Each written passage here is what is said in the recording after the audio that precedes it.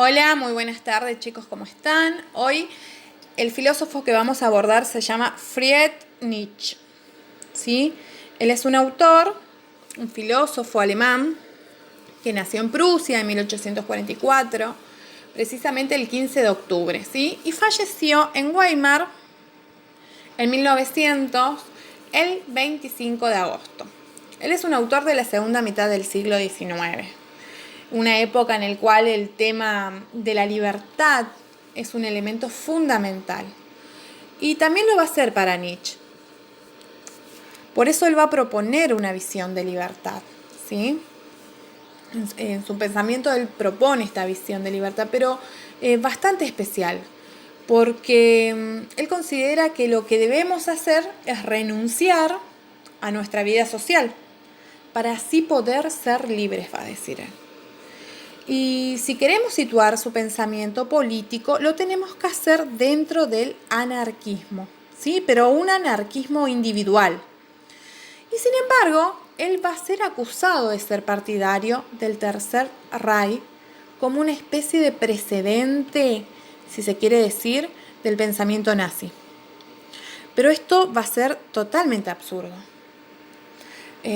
porque no podemos considerar al autor como nazi, ya que tiene una visión excesivamente egoísta, como para entender este concepto, por ejemplo, de nacionalismo.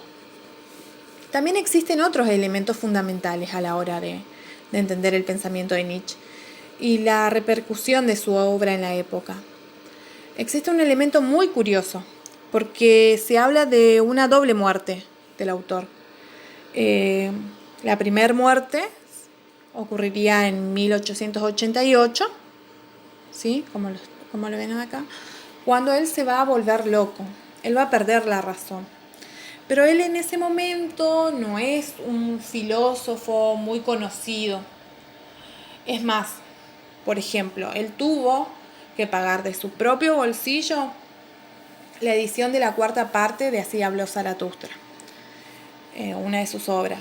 Y cuando en 1900, aquí, esta sería la segunda muerte, es cuando él literalmente muere. Y aquí sí va a ser una figura fundamental de la cultura alemana.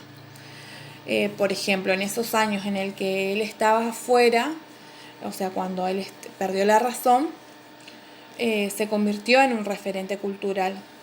Y hoy en día, por ejemplo, no podemos entender la cultura europea de principios del siglo XX sin antes, por ejemplo, entender la influencia que Nietzsche ha tenido en el pensamiento, en la concepción literaria, en la concepción estética de esta época.